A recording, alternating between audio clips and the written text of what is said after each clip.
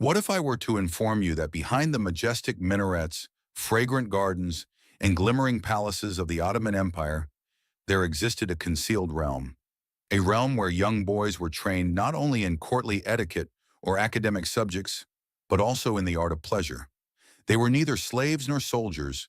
They were male concubines, groomed, cherished, and then, like whispers in the night, forgotten within the Ottoman court.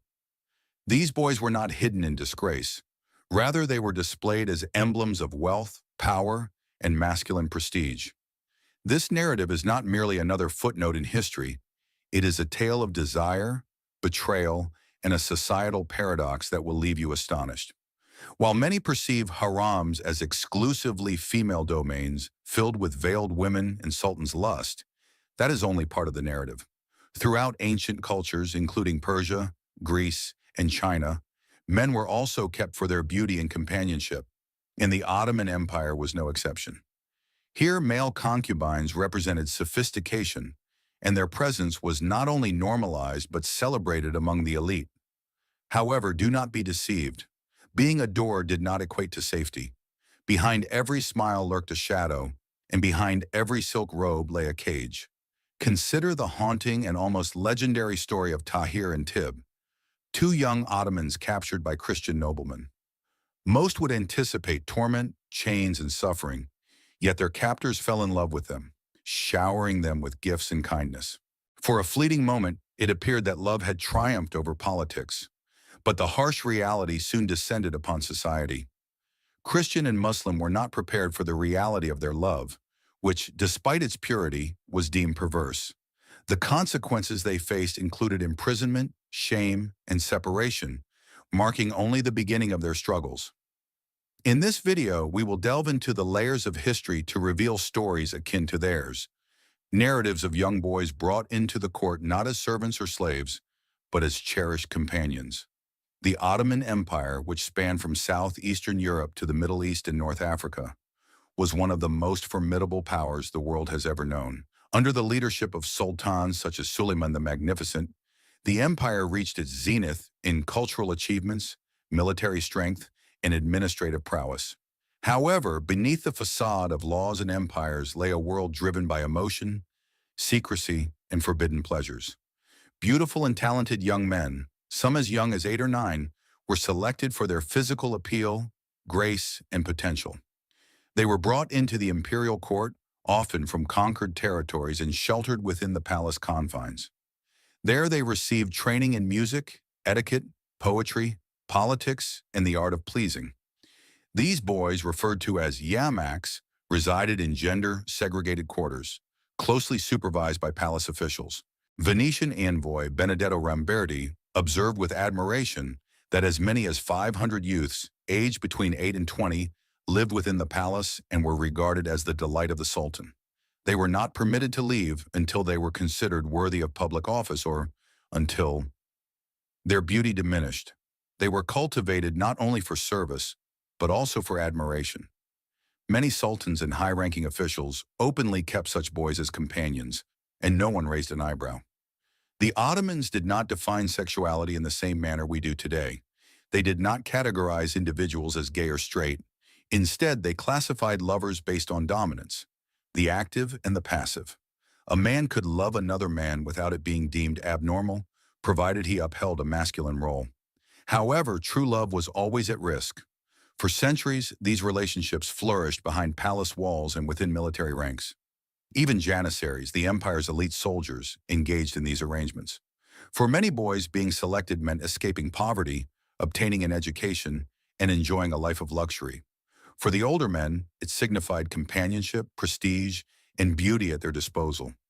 Some yamaks were even granted tax exemptions in return for their loyalty and service. To outsiders, it may have appeared to be a dream, but was it?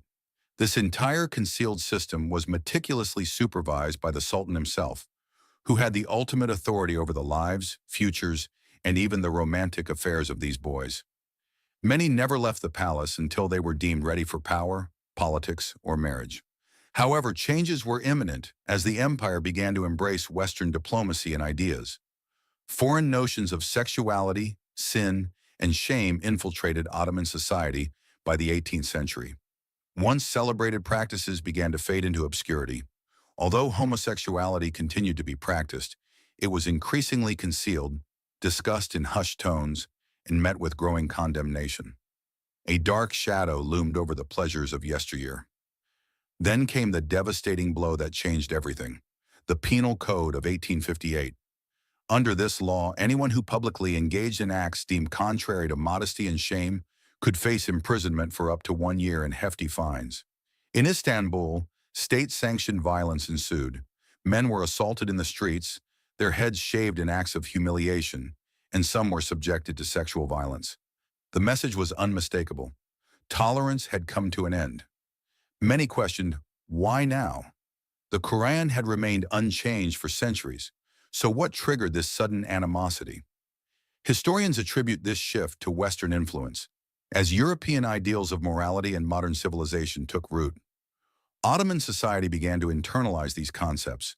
Where love had once been fluid, it became regulated, and where passion had once been celebrated, it was now criminalized. The West did not only introduce science and steam engines, it also brought stigma. Yet some chose to resist. Tahir and Tib, the young men we previously encountered, had fallen profoundly in love with their Christian captives. After being imprisoned for sodomy, the two Ottoman men were eventually released, but their lovers remained incarcerated.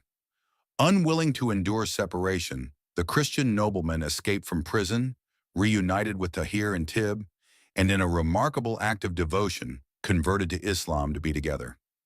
They hoped that by embracing this new faith, they could. The Ottoman faith allowed individuals to live freely. It was a desperate gamble, yet it could not alter the course of history. By the late 19th century, the glorious era of male beloveds had ended, and women had assumed their roles in the courts. Public affection shifted towards young girls. Ottoman writer Ahmed Cevdet Pasha mourned, "The number of woman lovers has risen while boy beloveds have diminished. It is as though the people of Lot have been consumed by the earth, and just like that, an entire era vanished." Today, documentation of what ensued is limited. Few were willing to preserve this contentious chapter of Ottoman history. However, if we delve deeply enough, the narratives remain. Tales of boys cherished and lost, of courts that whispered their names, and of a love that flourished despite being forbidden. Tahir and Thebe remind us that regardless of how severe the world may become, love, true love, will always find a way. Whether in the opulent chambers of a sultan's palace or the shadowy confines of a prison, passion does not perish. It adapts, it persists, and at times it escapes.